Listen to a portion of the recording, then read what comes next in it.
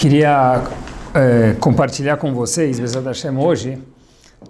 É incrível como a gente vê cada vez a Torá, mas a Torá é a mesma ou não é a mesma? É a mesma, mas sempre tem alguma coisa nova que a gente não conhecia dentro da Torá Kedoshá.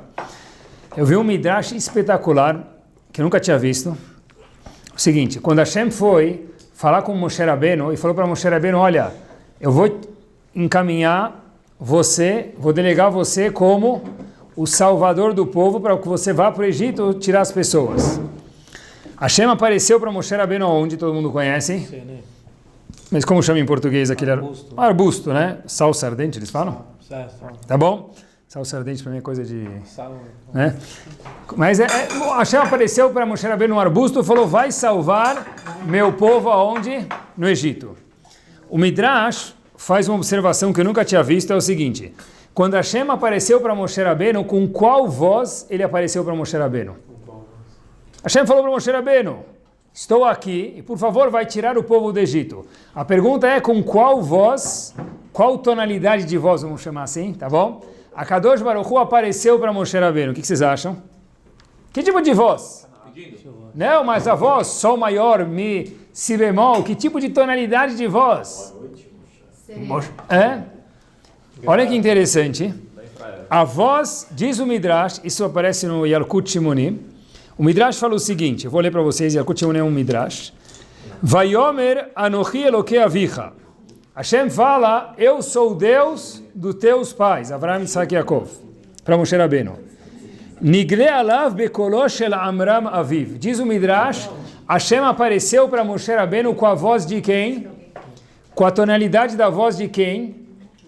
Com a voz de Amram, pai de Moshe Rabbeinu. Quer dizer, a primeira vez que Hashem aparece para Moshe Rabbeinu, vem se comunicar com ele e fala, tira o meu povo do Egito. Hashem conversa com ele em qual tonalidade, qual tipo de voz? Uma voz que se assemelhava à voz do pai de Moshe Rabbeinu. E a pergunta que eu li o Midrash e fiquei assim encucado, é porque a Torá conta isso pra gente. O que muda pra gente o Midrash se ele apareceu com a voz do pai de Moshe Rabbeinu ou com a voz de qualquer outra pessoa que fosse? E mais ainda, por que teve a necessidade de fazer, entre aspas, esse teatro, pessoal? A gente está falando de quem aqui? Quantos anos tinha Moshe Rabbeinu quando Hashem apareceu para ele? 80 anos de idade. Não, aqui você vai falar uma criança, Muppet Shows. Aparece com a voz do Pica-Pau, Balatashvili, aparece com a voz do Pluto, o Popeye, Hazak Baruch, mas aqui está falando de Moshe Rabbeinu, uma pessoa que já estava apta para conversar com Hashem, um profeta, estamos falando de Akadosh Baruch Hu. Qual é a necessidade desse teatro de Hashem falar, eu vou conversar com você, mas a primeira vez que eu apareço para falar com você, Moshe Rabbeinu, falar com vocês em qual tonalidade? Na tonalidade do seu pai Amram. Por que isso? E aqui nós embarcamos no tema do Shur Bezat Hashem para falar sobre esse tema, pessoal. Tem uma Gumará famosa, só que eu nunca tinha visto desse jeito de novo, olha que interessante. A Gumará fala um tratado de Shabbat na página 31a. Gumará famosa. A Gumará conta que fizeram uma aposta no momento, falaram o seguinte, olha, a gente quer ver quem consegue irritar Hillel. Apostaram 400 moedinhas. Moedas antes eram um valor grande, não é que nem moeda hoje em dia que é troco. Antes eram 400 moedas. Erev Shabbat. Então eu vou ler para vocês a Gumará resumida e vamos ver que vai aparecer aqui uma coisa curiosíssima. Diz o Talmud para a gente o seguinte. Oto Ayom Erev Shabbat. O dia da aposta quando que era? Sexta-feira à tarde.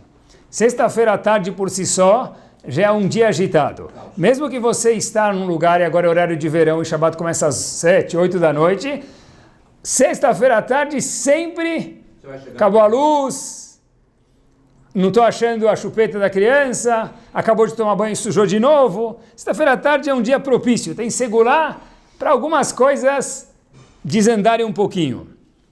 Então, diz o Talmud, aquele dia era Erev Shabbat, ele falou, olha, eu vou aproveitar o dia, se eu quero ganhar aposta, para irritar Hillel no melhor dia possível que eu vou conseguir.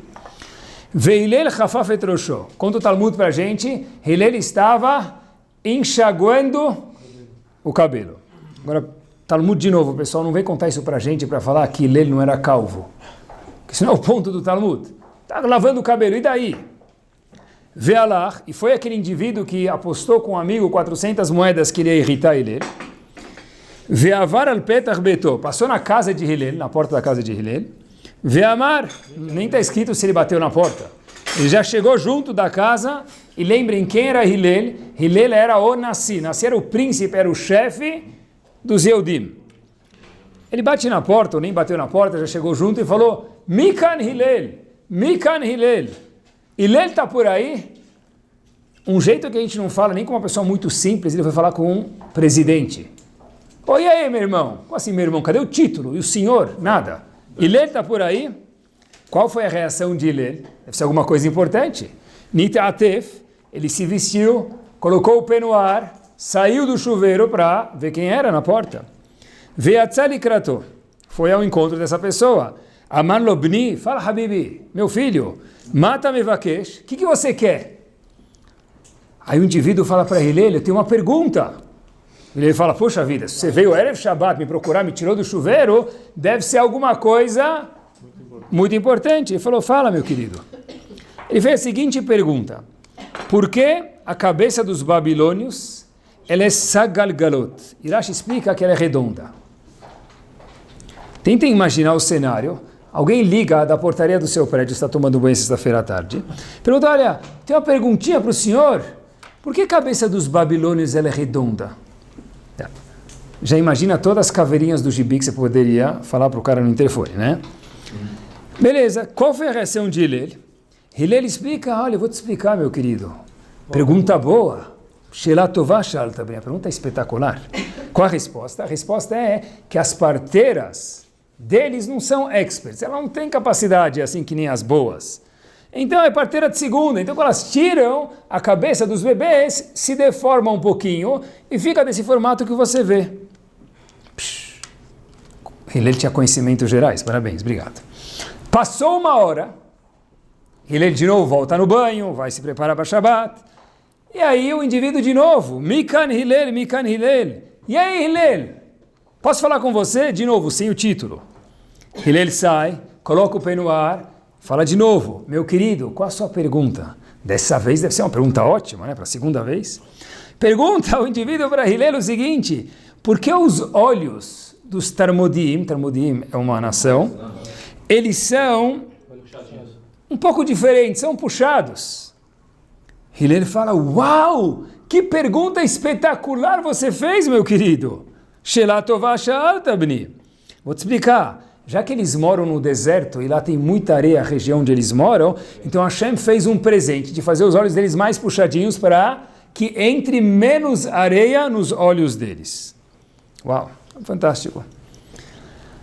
Passa mais uma hora, terceira e última vez, bate aquele cara na porta, de novo fala, Mikan Hillel, Hillel está por aí, aí vem o indivíduo e fala, tem uma pergunta, ele fala, fala meu querido, qual é a sua pergunta? De novo ele falou, meu querido. E por último ele faz a seguinte pergunta, por que os pés dos africanos são mais largos que os das outras pessoas? Hillel fala, uma observação de novo, uau, que pergunta boa. A resposta é simples, já que eles moram nos pântanos, então o que acontece é, Hashem fez o pé deles mais largo, para que eles possam ter mais estabilidade, se locomover melhor. Aí terminou, e o indivíduo falou, olha, Hillel, desculpa incomodar, mas eu tenho mais algumas perguntas, mas eu não sei se agora é a hora, eu tenho medo de te deixar nervoso. Tenho medo de te deixar nervoso. Terceira vez que ele entra no banho, sai do banho. Boa. Aí ele fala, pode perguntar, meu querido, quantas perguntas você quiser. Aí o indivíduo fala, se é assim, perdi minha aposta. Eu tentei te enervar 3 vezes. Eu falei, tenho mais algumas perguntas. Ele falou, Habibi, pode perguntar o que você quiser. Ele falou, por causa de você, eu acabei de perder 400 moedas, e contou que ele fez uma aposta, tentou enervar ele. Infelizmente, deu zebra, ele não conseguiu. Quando eu disse, a gente já conhece a Gemara, provavelmente, talvez, mas estava lendo de novo essa Gemara, e teve uma coisa que azedou na minha garganta quando eu li a Gemara 3 vezes. Cada vez que o indivíduo foi fazer uma pergunta para o Hillel, o que Hillel respondeu? Sheila tová shalta bni. Fez uma pergunta ótima. Se a Gemara quer me ensinar que Hillel era gentil, Mas Hillel não pode ser mentiroso. Então como que Hillel falou, você fez uma pergunta espetacular. Qual a pergunta? Por que os olhos deles são puxados? Por que o pé de tal nação é largo? Por que a cabeça de tal nação é redonda? O que muda isso? Isso não é uma pergunta boa, é uma pergunta ridícula isso. Hillel mentiu? Fiquei procurando. O Maharsha, que é um comentarista básico no Talmud, explica que essas perguntas são espetaculares. Vou explicar para vocês qual a pergunta que esse indivíduo fez para Hillel. Hillel entendeu da seguinte forma. Está escrito em Pirkei Avot que os descendentes, os alunos, os discípulos, as pessoas que seguem Bilam, o Talmud compara Avraham, o Pirkei Avot e Bilam. Então conta 3 características que os Yehudim têm, discípulos de Avraham Avinu, e 3 características que os discípulos de Bilam têm. Os discípulos de Bilam, assim traz o Maharsha, em Pirkei Avot também está escrito, eles têm 3 traços, 3 características. Ruach Gevoah, eles têm muita arrogância, muita gavá, eles se acham demais. 2, eles têm Ain Ra, um olho não bom, a gente já vai ver o que quer dizer isso. E 3, Nefesh Rechavá, eles estão sempre atrás, sedentos por mais coisas materiais. Assim são os discípulos de Bilam. Então olha que interessante, explica o Maharsha, quando aquele indivíduo bateu na porta de Hillel e fez a primeira pergunta. Qual a primeira pergunta? Por que a cabeça dos babilônios ela sagalgalot, redonda? Então Hillel entendeu a seguinte, você está perguntando da cabeça? A cabeça é a parte mais alta do corpo. Então você está me fazendo a seguinte pergunta, por que eles são tão orgulhosos, a cabeça? Por que eles são tão high? Por que eles são tão snob? Ah, você quer saber isso? Eu tenho uma resposta para você. O que Hillel respondeu? Culpa de quem? Das parteiras. Olha que espetacular. Como se fala parteira em hebraico? Hayot. As parteiras deles são parteiras de segunda. Hayot, meus queridos, o que quer dizer? Hiut é vida. Eles se acham com o quê? Demais, muito melhor do que os outros. Já que eles se acham muito melhor do que os outros, o que acontece? Eles têm essa gava. Agora, Hillel fala o seguinte, o que Hillel falou? Olha, a pergunta foi por que a cabeça deles ela é redonda. E o Maharsha explica o que quer dizer redonda, porque está se referindo ao ciclo de fortuna. A gente sabe que a pessoa um dia economicamente está em cima, e pode ser que em futuras gerações, lá além, a pessoa vai estar embaixo. É chamado a fortuna, o dinheiro da pessoa tem, é roda da fortuna. Então o Hillel estava falando para eles, sabe por que às vezes está em cima, às vezes está embaixo? Porque a gavá, o orgulho, infla tanto a pessoa, Hashem fala para a pessoa, olha, se você acha que você é demais, eu vou ter que ir lá além, tirar o que você tem, para que você fique um pouquinho mais no seu lugar. A segunda pergunta que a gente falou que o indivíduo fez para Hillel, que ele perguntou, por que os olhos de tal nação são puxados? Então, o segundo atributo de Bilam e os descendentes deles é chamado Ain Ra. O que quer dizer Ain Ra? Hillel estava respondendo, sabe por que eles têm esse olho puxado? Porque eles moram num lugar de areia. O que quer dizer isso, diz o Maharsha? Olha que curioso. As pessoas têm olho puxado por quê? Quer dizer olho puxado? Eles têm um olho ruim, eles olham para mulheres que não deviam estar olhando. Olho puxado quer dizer o quê? A pessoa acaba indo atrás do olho olhando que não deveria olhar. O que o Hillel respondeu para ele? Porque eles moram bem na Holot, moram em lugares de areia. O que quer dizer isso? O que quer dizer Hol em hebraico, meus queridos? Hol é o contrário de Kodesh também. São pessoas profanas, pessoas que não têm olhos para Kodesh, para coisas santas, eles acabam caindo em coisas de Hol. E a terceira e última pergunta que ele fez, olhem que espetacular. Por que eles têm pés largos? Hillel respondeu porque eles moram nos pântanos. Olhem como o Maharsha explica, olha o que Hillel entendeu dessa pergunta. É o seguinte, o Talmud fala em relação a Bilam, que quer dizer o pé. O pé é, na verdade, é Ikum Asher Beraglehem. E o Rashi fala que se refere ao mamon, o dinheiro da pessoa. O que deixa a pessoa de pé, muitas vezes, da sustentação, é o fato da pessoa falar, eu tenho um poder econômico. Isso dá uma certa postura para a pessoa social e comunitária. Então, perguntaram para Hillel, olha, por que eles têm pés tão largos? Hillel respondeu o quê? Porque eles moram nos pântanos. O que quer dizer isso? Já que eles moram nos pântanos, moram em lugares que o quê? Que as pessoas são assim. Então eles acabam sendo influenciados que o quê? Que tudo que vale na vida deles é o quê? O dinheiro. Então, o terceiro atributo de Bilam é Nefesh Rechavá, que a pessoa está sempre atrás do dinheiro. Então ele respondeu, olha, eles têm esse pé largo, eles só pensam em dinheiro, que é o que mantém a pessoa, porque eles moram no pântano, moram com pessoas que só pensam nisso 24 horas por dia, 7 dias por semana. Tá bom? Hillel respondeu a pergunta que eu tinha. A pergunta que eu tinha é, como que Hillel, Marshá respondeu melhor dizendo, como que Hillel falou, Shelah Tová Sha'alta, você fez uma pergunta ótima, a pergunta é horrível. O Marshá falou que não. Cada pergunta, como a gente respondeu, tem uma pergunta e tem uma resposta. O Marshá falou que se refere aos 3 atributos, da gavá, do orgulho, de ir atrás do dinheiro, isso tudo. Agora a pergunta maior que eu tenho é essa. Isso o Marshá não respondeu. Espera aí. Você, Marshá Tzadik, entendeu isso? Que Hillel, na cabeça dele, fez um raio-x e ele pensou tudo isso. Mas eu tenho certeza absoluta, com a minha ignorância total, que o indivíduo que foi incomodar Hillel, la dernière chose, a última coisa que ele tinha na cabeça era o quê? Pensar da gavá, do orgulho, do dinheiro e dos olhos que seguem coisas que não são propícias. Como assim? Isso o Marshá falou o que Hillel entendeu, mas o indivíduo nunca quis perguntar isso para Hillel. Então a pergunta é, Minuen Lauen, da onde para onde, como que Hillel pensou nisso? Se alguém te liga, pessoal, perguntar, Erev Shabbat, por que a bola de futebol oficial tem 327 gramas e não 312 gramas? Tá bem, você vai mandar o indivíduo para onde? Lugar mais longe que você conhece à direita. Não, mas ele quis dizer porque a bola, porque Hashem criou o mundo como... Não quis dizer nada, o indivíduo foi lá, para quê? Para tirar um barato de Hillel, para ganhar 400 moedas. O Hillel pensou assim, como que ele chegou a pensar assim? Essa pergunta o Marshá não respondeu. E de fato foi Shelah Tová. Você fez uma pergunta boa, mas da onde, como ele chegou a esse link, pessoal? Como ele chegou a entender isso da pergunta daquele indivíduo? A resposta é a seguinte, e era Erev Shabbat ainda, e foi 3 vezes que ele tirou ele do banho. Acho que a resposta deve ser o seguinte, Hillel, tudo que escutava, no ouvido dele, o que soava? Torá. A pessoa que trabalha, ele escuta a palavra container, ele se acende e fala, poxa vida, container, também terá containers, o que você está falando de container? Porto de Santos, opa, ele já fica aceso. Mas talvez o indivíduo vai falar que ele foi no Porto de Santos fazer um cruzeiro com um cruzeiro da Disney. Ah, desculpa, eu pensei que você foi falar cruzeiro, eu pensei que você estava falando do quê? Do container. Quer dizer, a pessoa está ligada na sintonia que ele está frequentando.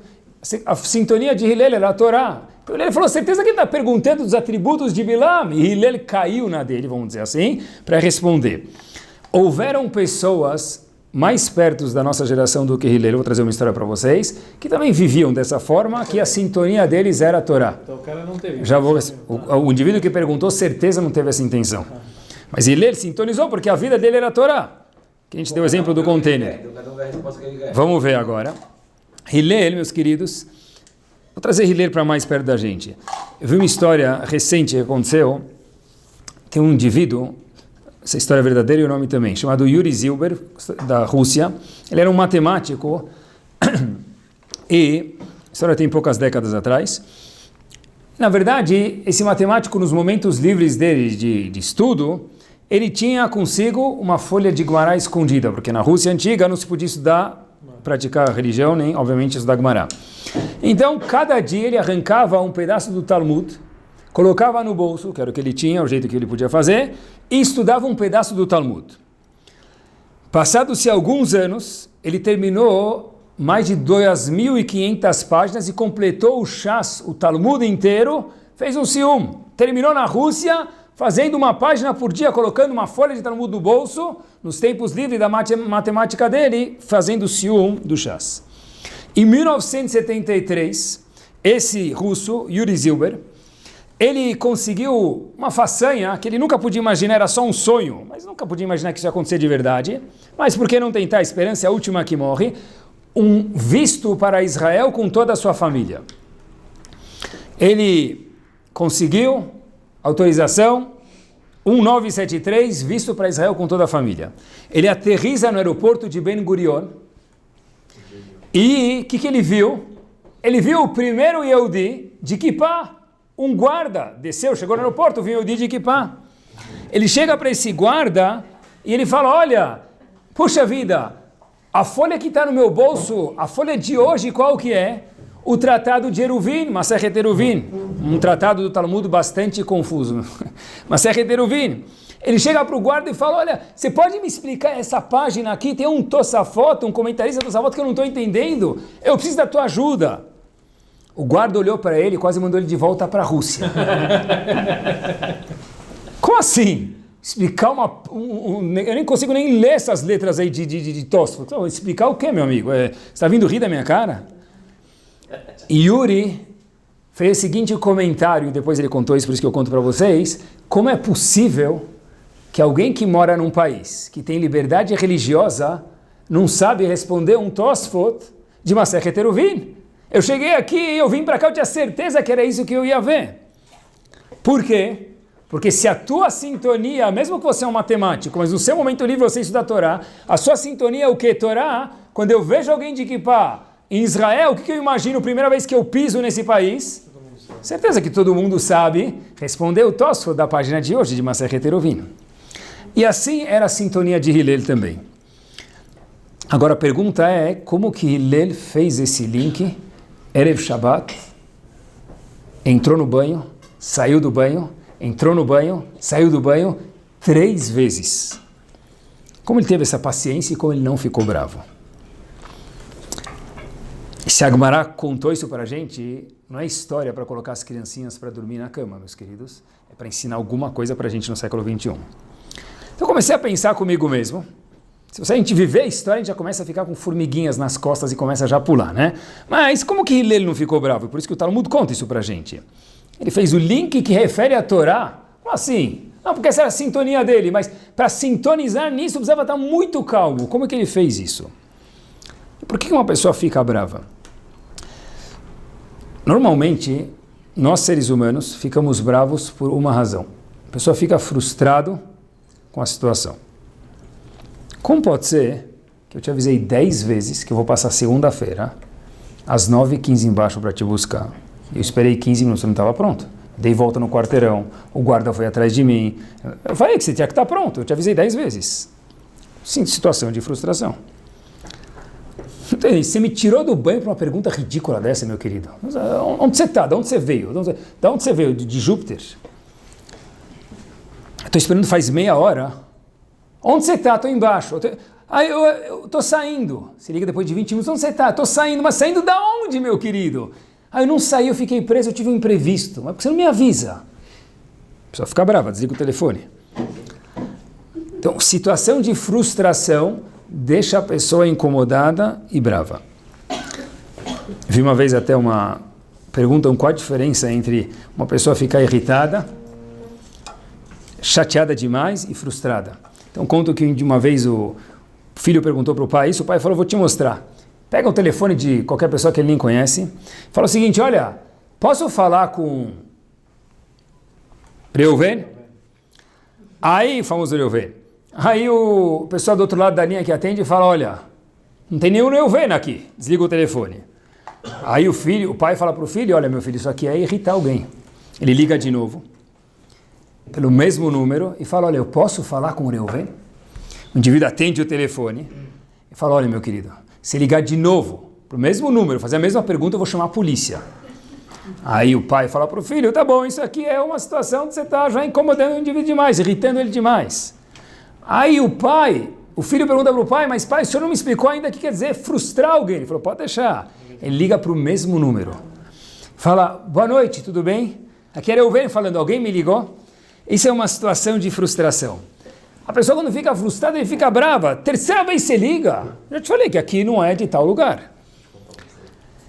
Da onde vem essa frustração é o que a gente sente, mas a Torá faz um raio-x na cabeça da pessoa e a pergunta é a seguinte, de que me dá vem o conceito chamado eu fiquei frustrado.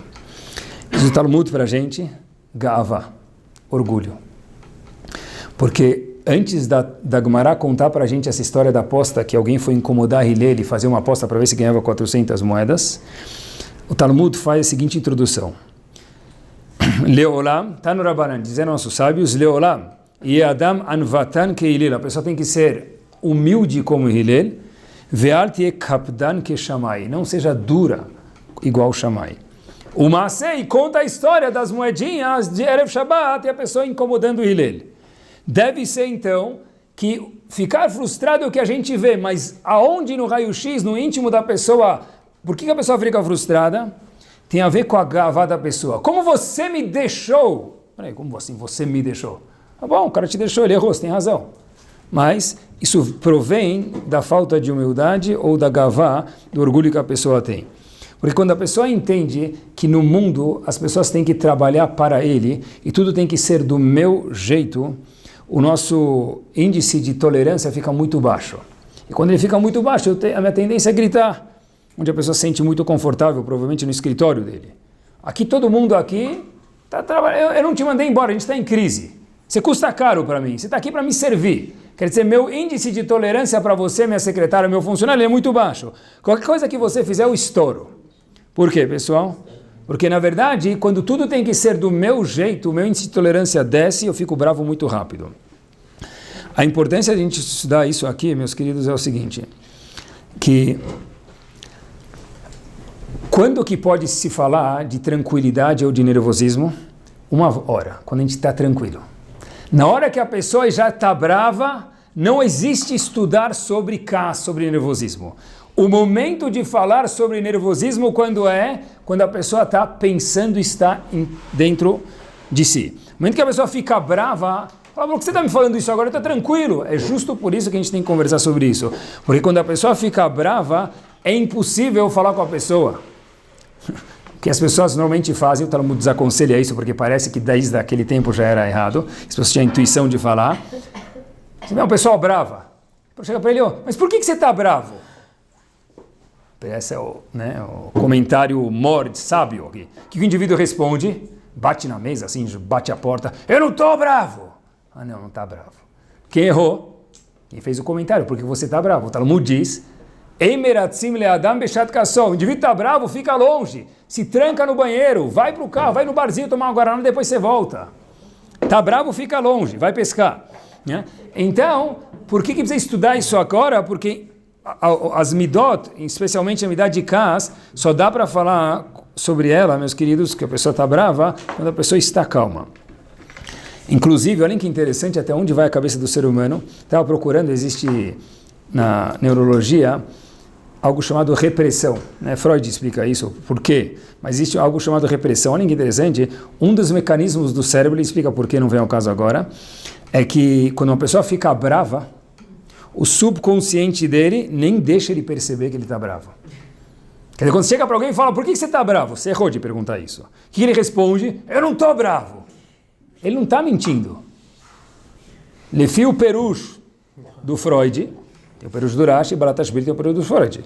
Lefi o perush do Freud, o que é? O que ele falou? A cabeça do ser humano ele é tão espetacular que o cérebro da pessoa dá uma dosada, coloca aí uma anestesia, para a pessoa não perceber que ele está bravo. Se ele perceber que ele está bravo, ele tem vergonha, vai fazer que nem a Ema, vai colocar a cabeça lá e se esconder. Então o cérebro protege a pessoa. Mas tem um downside aqui, tem um ponto negativo. Se a pessoa não percebe que ele está bravo quando ele está bravo, então hazita os korbanot, os sacrifícios que moram junto com ele, que trabalham junto com ele. Então por isso que a gente tem que conversar sobre isso antes de acontecer. Eu vi uma história, uma vez tinha uma pessoa batendo na porta e o dono da casa não queria atender, estava incomodado. A história aconteceu em Israel, era um Hassid de Gur que morava naquela casa, Gur é uma Hassidut. Ele não queria atender, ele não queria visitas. Mas o indivíduo que estava na porta insistiu, bateu de novo, tá bom, o dono da casa falou, olha, tá bom, se ele está tanto insistindo, o que esse cara já quer de mim? Abre a porta, quem ele vê, ele quase desmaia, quem ele vê? Rav Shach na porta. O indivíduo fala para Rav Shach, Zichron Libracha, olha, desculpa, eu não sabia que era o senhor, senão não teria deixado o senhor esperando. Rav Shach falando, tranquilo. Falou, olha, eu escutei, falou Rav Shach para esse indivíduo que não queria abrir a porta, eu escutei que sua esposa faleceu faz algum tempo atrás e você está viúvo. Eu queria que você soubesse que minha esposa também faleceu faz um tempo, eu também sou viúvo. Eu sei que é muito triste, às vezes chega em casa, tá aquele silêncio, não tem ninguém batendo a porta, não tem sujeira na cozinha, não tem bagunça, não tem o rádio ligado, não tem nada acontecendo. Eu sei que é chato. O Shach falou para ele, olha, numa época da minha vida, eu conheci alguns nigunim, algumas músicas da tua Hassidut Diger. Será que a gente pode sentar, cantar junto? Ele falou, puxa vida, Hassidut Diger, o senhor conhece as músicas? Diz, Rav, o senhor Rosh Shiva Rav Shach, chefe do mundo, vai sentar, conversar, cantar música comigo? Ela já falou, eu gosto, isso vai fazer bem para mim. Bom, sentou lá, cantou, o indivíduo estava mais suave, estava mais tranquilo, mais calmo. O Shach falou para ele, eu preciso de um favor seu. O indivíduo falou, opa, lá vai. O que era? Falou, olha, tem uma coisa que eu gosto muito, eu sei fazer chulent, aquela comida, sábado de manhã. Às vezes vira sábado, domingo, segunda, terça, quando sobra, né? Eu gostaria da sua companhia, porque já que minha esposa faleceu, eu muitas vezes como Shabbat sozinho em casa. Eu queria saber se eu posso fazer o chunt e você vem comigo, ou pelo menos fazer o chunt para você. O indivíduo falou assim, Rav, o senhor vai vir fazer chunt para mim na minha casa? Eu vou perder meu lamazei ou meu lamabá, que vergonha que eu vou falar para Hashem. O Shach falou, olha, você está fazendo um favor para mim. Eu sei como é ser um viúvo, a gente vai sentar junto, a gente vai dividir os nossos sentimentos. O prazer, ele é meu. Pessoal, imaginem só vocês, dono do Bradesco, que aqui tem, não sei que não tem, mas sei lá, o CEO de alguma companhia mega, ele bate na porta do indivíduo lá, eu queria fazer um shabelos para você aqui. Queria fazer um coissat junto com você.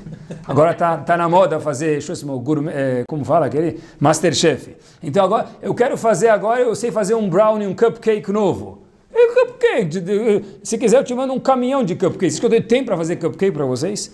Como pode ser que Rav Shach falou, eu quero fazer chulent para você? Não tinha mais nada para fazer? Se você perguntar isso para o Rav Shach, provavelmente, eu imagino que o quê?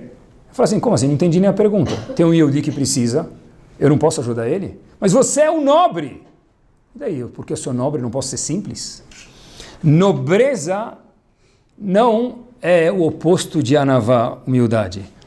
Quando uma pessoa é simples, é uma pessoa que sabe o valor dela, mas ela tem anavá, tem humildade, a tolerância dela é muito maior e as chances dela ter nervosismo são muito menores. E por que isso é tão importante? Porque é bom que a gente saiba como que a Torá olha o cas. Uma vez estava conversando com alguém, falou, mas ter nervosismo não é uma proibição? Falei, de onde você tirou isso? A Torá conta que Moshe Rabbeinu, olhem o que quer dizer nervosismo, olhem os olhos de Akadosh Baruch Hu para essa midá, meus queridos. A Torá conta que Moshe Rabbeinu não entrou em Israel. Eu já falei para vocês, tem mais de 100 explicações por que ele não entrou. Porque é tão difícil entender o erro de Moshe Rabbeinu, que ele era tão nobre, que tem 100 focos diferentes de qualquer explicação possível. Mas o Ramban Nachmanides fala que a explicação era o seguinte, Moshe Rabbeinu, quando se dirigiu ao povo, naquele momento da água, não porque ele bateu na pedra, Moshe Rabbeinu se dirigiu ao povo e falou algumas palavras fora do lugar. Shimu na Amorim, escutem seus rebeldes. Estão enchendo agora aqui? Para de se rebelar contra mim, contra Hashem, assim disse Moshe Rabbeinu. De novo, Moshe Rabbeinu era gigante, é um erro minúsculo, mas a Torá conta para a gente aprender. Vi uma vez uma pergunta, o que Moshe Rabbeinu conta na Torá era a profecia dele. A garganta de Moshe Rabbeinu era a garganta de Akadosh Baruch Hu. Então se Moshe Rabbeinu falou Shimu na Amorim, quem está falando isso? Hashem. Então como que Moshe Rabbeinu foi castigado por isso? Você fala que ele bateu na pedra, como Rashi explica, tudo bem? Mas a fala de Moshe Rabbeinu, tudo que Moshe Rabbeinu falava era o quê? Era uma profecia. Então quando ele falou Shimu na Amorim, escutem seus rebeldes, quem está falando? Hashem. E como que o Ramban fala que ele foi castigado por isso? Olhem o que é o cas. A resposta é a seguinte. Kshe'adam koes, diz o Talmud, quando uma pessoa fica brava, Shechina mistaleket hayemro. Hashem desaparece da pessoa. Então Hashem estava com Moshe Rabbeinu sempre. Mas no momento que Moshe Rabbeinu ficou bravo, a Shechina, a santidade desapareceu. Naquela fala, era tudo menos a profecia de Hashem. Quer dizer, sempre que Moshe Rabbeinu falava, quem estava falando, a garganta dele era a garganta de Hashem. Quando ele ficou bravo, que aconteceu? Hashem desapareceu. Aí era Moshe Rabbeinu falando, e por conseguinte ele poderia sim, lo aleno, ser castigado.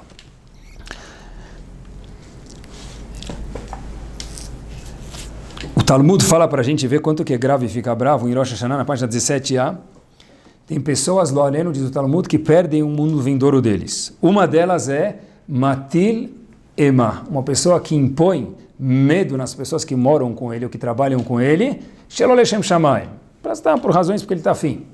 Essa pessoa, lo aleno, o que está escrito sobre ela, perde o Olam Haba. Quer dizer, é grave ficar bravo? Claro que é grave, mas ele é meu funcionário. E daí que ele é teu funcionário? E daí que ele é teu funcionário? Onde permite que eu trate a pessoa como uma vassoura, como um rodo? A pessoa tem que trabalhar as midot, meus queridos, antes. Em relação a, quando se fala anavá, quando se fala em humildade, e para a gente manter nossa anavá, quando não acontece uma coisa desagradável, é uma coisa frustrante. Muitas vezes acontece, quebrou o prato. Você acabou de comprar um jogo de pratos, quebrou o prato. O que a pessoa fala? Mas presta atenção, vamos ser realistas, tá bom? O filho estava andando com um prato de macarrão, a mãe falou para ele 17 vezes. Attention, mon chéri, dir balak. Português, japonês, francês, cuidado, attention, atenção, tudo. Aí ele anda e quebra o prato. Aí fala, mas eu te falei 40 vezes, em todos os idiomas. Você tem alguma coisa dentro da sua cabeça? Aí depois de alguns minutos que a mãe fala, capará. Pessoal, meus queridos, a capará tem que ser a primeira coisa que a gente fala.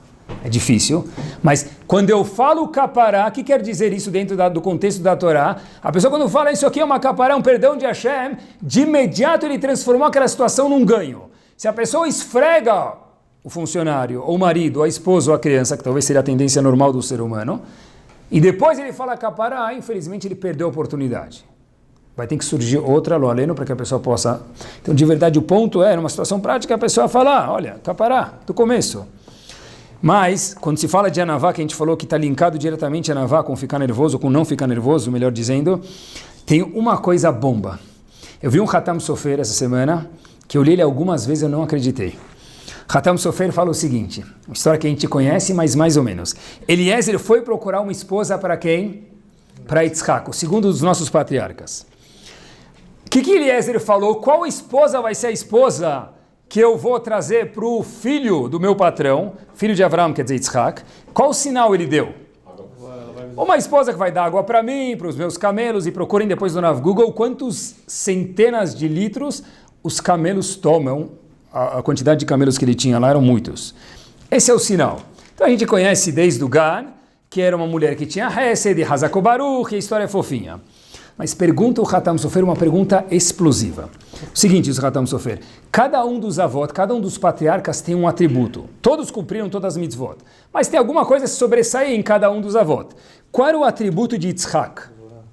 Yitzhak era din, justiça. Então pergunta o Hatam Sofer, como assim? Para Avram Avinu seria uma esposa que faz Hesed, Hazako Baruch. Mas por que ele foi procurar uma esposa para Yitzhak que faz bondade, se Yitzhak não era bondade? Yitzhak fazia bondade, mas ele era din, ele era justiça. Tinha que ser uma esposa mais compatível com Yitzhak.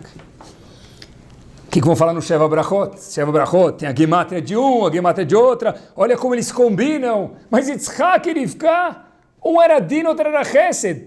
Qual vai ser o Dvar Torah do Sheva Brachot? Eliezer acabou com o Dvar Torah. Mais ainda...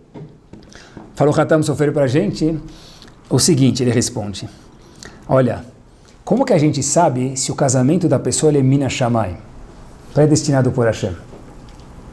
Exatamente o contrário do que a gente imagina. Diz o Hatam Sofer o seguinte, quando as pessoas não são iguais. Mabruk para todos nós. Quando eu gosto de ligar o ar-condicionado e ela liga o aquecedor... Quando eu quero ficar em casa, ela quer viajar. Diz o Hatam Sofer algo espetacular. Ele fala o seguinte, escutem com 4 ouvidos. Não dá para ter numa casa 2 pessoas que gastam ou 2 pessoas que seguram dinheiro. Normalmente, um gasta e outro segura, né? Depois vocês escolhem o sexo de quem gasta e quem segura. Por quê? Porque se todo mundo guardar dinheiro, a economia do Brasil não anda. diz o Hatam Sofer. E se todo mundo gastar, então o cara vai ficar no vermelho. Então diz o Hatam Sofer, Hashem fez o homem de um jeito e a mulher do outro. Depois vocês colocam quem é quem. Qual era o atributo de Avram Avinu? Chesed. E Sará? Nunca pensei sobre isso. Agora vamos começar a pensar. Diz o Talmud para a gente em Baba Metzia, Enea Sará Beorchim. Sará não gostava muito de receber visitas, incomodava ela. Fato é que Avram Avinu, assim diz o Talmud, Avram Avinu, o que ele fez? Pediu faz uns pães, Sará para as visitas. E de repente, Avram Avinu, diz o Talmud, trouxe carne, trouxe tudo e não trouxe pão. Pergunta ao Talmud por quê? Cadê o pão que você pediu para Sará? Sará não quis fazer para as visitas. Ela estava incomodada, ela não queria receber visitas. Mas Avram Avinu não era igual ao Sará? Diz o Talmud que não. Mas o Basra deles não era Min HaShamayim? O Shidduch não era Min HaShamayim? Diz o Hatam Sofer era. Por quê? Justo porque eles não eram iguais. Por isso que Eliezer falou o seguinte: eu preciso procurar alguém para Yitzhak. Yitzhak é din, justiça. Eu não vou procurar alguém porque Hashem não vai deixar ser assim. Porque nunca um marido casa com alguém que é igual à esposa dele, a esposa igual ao marido. Então eu vou procurar alguém que faz chesed. Eu vou procurar alguém que é gentil. Não que Yitzhak não seja gentil, mas isso não era o atributo maior dele. Que seja, Yitzhak era mais severo, vamos chamar de alguma forma ou outra, e ela era chesed. Por isso que ele procurou isso. Diz o Hatam Sofer, bem-vindo ao mundo. Ezer Kenegdo. Sua esposa vai ser um Ezer, uma ajuda para você contra você. Como que ela pode ser isso? Diz o Hatam Sofer assim. Sempre que você quiser alguma coisa, não sempre, muitas vezes ela vai querer diferente. Por quê? Para que nós possamos trabalhar as nossas midot. No caso aqui, Kas. Mas por que Hashem me deu justo ela que eu fiz de errado? A resposta é nada. Custom made para você, marido e mulher. Por quê? Porque Hashem nunca faz um ser igual ao outro. Muitas vezes o marido, eu já escutei uma vez um marido veio e falou: Rabino, se eu andar 3 passos para a direita, eu sei que meu chinelo está lá. Mais 10 para frente, eu sei que a maçaneta do banheiro está lá, eu escovo meu dente, eu volto no escuro. Minha esposa, com a luz, não consegue achar as roupas dela. Parece que está entrando no dilúvio, parece aquelas lojas de roupa, tudo solto lá no magazine, na prateleira. Eu nunca entendi isso. Depois desse Hatam Sofer ficou claro. O seu Basra, o seu casamento é Min HaShamayim, meu querido. Você acaba de ser abençoado por Akadosh Baruch Hu. Eu vi de um jovem, um passo adiante aqui na nossa fase final, eu vi um jovem, casal, um jovem que falou o seguinte: olha, eu quero melhorar o meu eu. Então eu recebi sobre mim, um jovem fez a seguinte coisa: cada vez que eu falar mal com minha outra metade, assim disse esse jovem casado, eu vou fazer 1 minuto de Ta'anit Dibur. Não sei se ele passou o dia inteiro quieto ou não, tá bom? Mas ele conta que funcionou, porque eu não deixei a repressão de Freud me pegar. Eu vi que eu comecei a ser um pouquinho mais agressivo, um pouco mais indelicado com ela, podia ser ela com ele também, mas a história foi ele. O que aconteceu? Eu fiz 1 minuto de Ta'anit Dibur. Não que a pessoa ficando o dia inteiro em silêncio vai ter Shalom Bait, essa não é a solução, né? Mas a pessoa se alertando e não se castigando, mas tendo uma recíproca da conduta dele, a pessoa melhora. Olhem até onde vai o Kas. Uma vez eu li uma matéria, e aí eu vi 2 pessoas comentando sobre ela, o quê? Saiu uma nova lei, eu não sei se ela existe ainda, mas uma vez eu li isso aqui no jornal, que estavam cogitando uma lei, não sei se ela existe ou não, que quando batem numa criança, isso leva à prisão. Lula. Existe essa lei hoje? Não pegou, mas tudo bem. Eu lembro dessa lei, estavam 2 pessoas falando: olha, quem bater numa criança leva à prisão. Olhem até onde vai o Cas. De imediato, de ímpeto, haviam 2 pais do lado, e eles falaram um para o outro, eu escutei a conversa: isso vale para os filhos também? Porque eu sempre bato no meu filho. Isso vale para os filhos também? Ou talvez é só filho de uma criança de outra família? Quer dizer, quando a pessoa está envolvida em casa, ele nem percebe. Eu estou preocupado se eu vou ficar preso. Mas suas midot, tem que preocupar tanto quanto.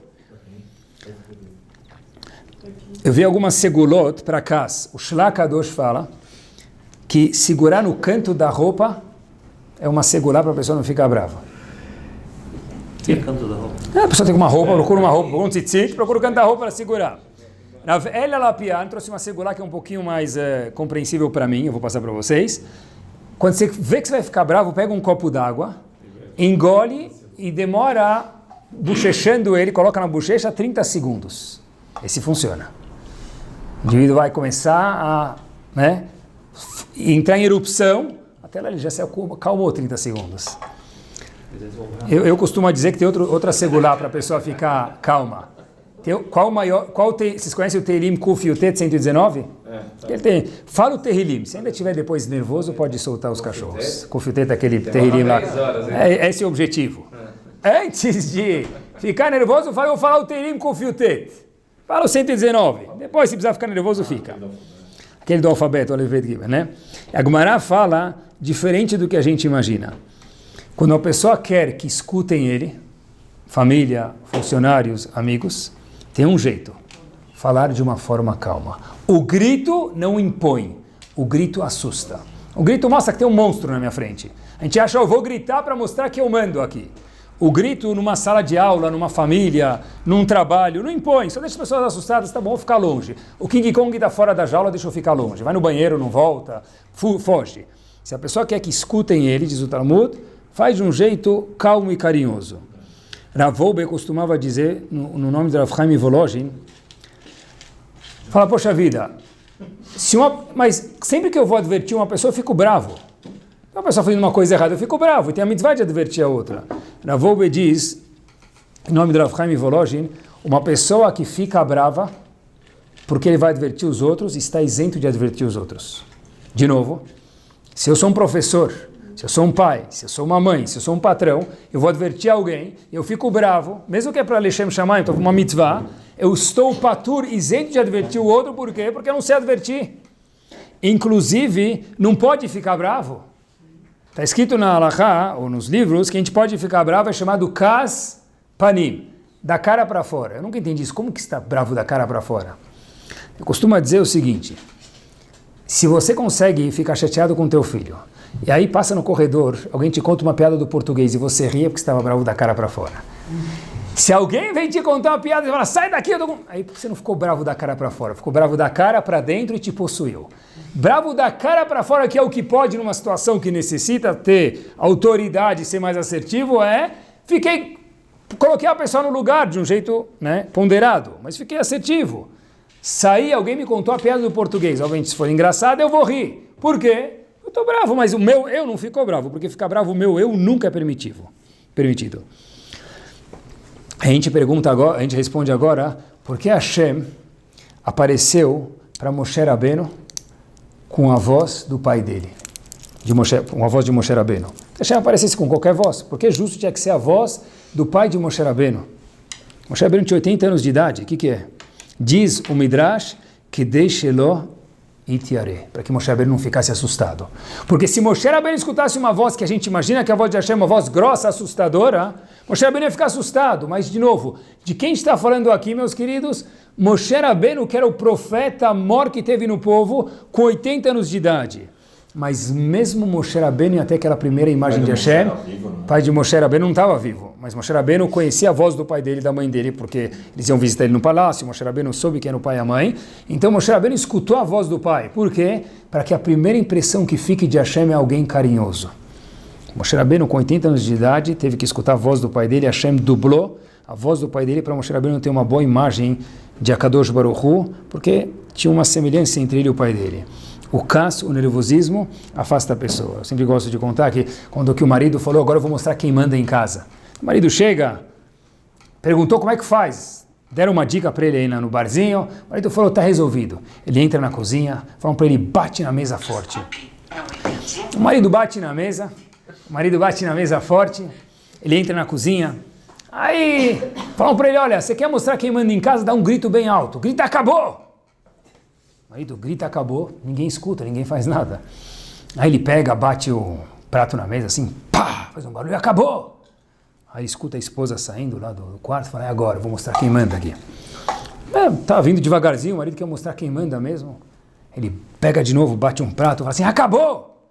A esposa vem andando com o tamanco, aquelas pegadas lá no chão. Ela grita bem, mas acabou o quê?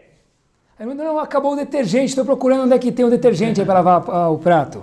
Porque no grito, meus queridos, ninguém resolve nada. Acabou a coisa de Tarzan, não resolve isso nada, né? É óbvio que Moshe Rabbeinu só virou Moshe Rabbeinu e entendeu a ordem de Hashem porque ele sentiu uma voz confortável de Akadosh Baruch Hu no ouvido dele. E a corda sempre estoura para onde? Para o lado mais fraco.